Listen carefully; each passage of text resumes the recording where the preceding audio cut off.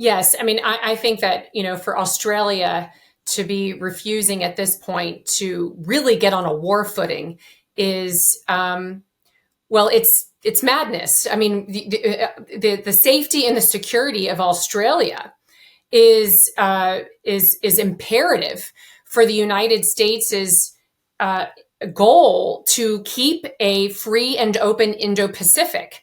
Australia remains one of the United States' best military political allies.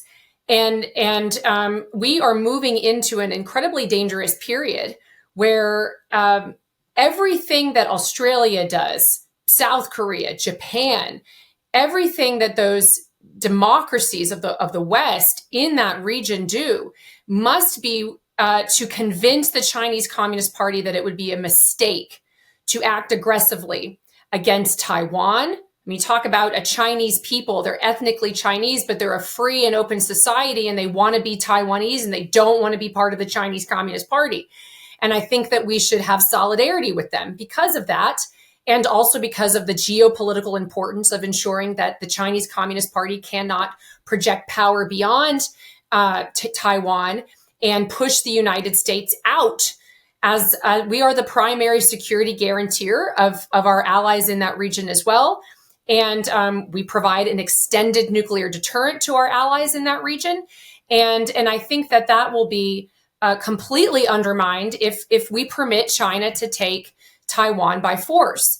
And so, I mean, the day is here. The time is here for Australia to really get serious, demonstrate that it has the political will to flourish as a nation and society. And the only way that can happen is if it really does invest in its own defense.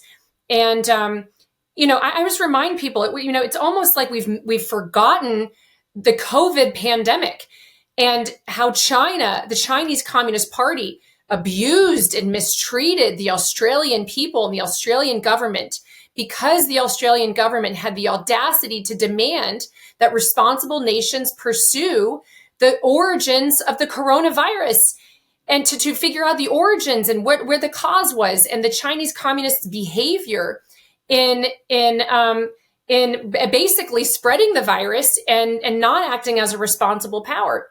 And when Australia spoke up and did that, the Chinese Communist Party imposed, sanctions against Australia and had those 14 points that they wanted the Australians to relent on, most of them having to do with domestic politics inside Australia. I mean, that's a little taste of a world in which the Chinese Communist Party is dominant. The leverage and the coercion that it would have over our sovereignty as free societies should be intolerable to every free person. And that includes Australians. And so it's my hope that as our leaders get together and President Trump has these conversations, that we will find a willing and ally and very, very productive and cooperative ally and partner in the Australian government. That's my hope. And my hope is, over the last week, that clearly I hope the Australian government can see that the United States, I mean, we are a good bet. If you're trying to hedge and to kind of see where China's going and where the United States is going, my goodness. I mean, I would be really doing all it can to collaborate with the United States. And so that is my hope.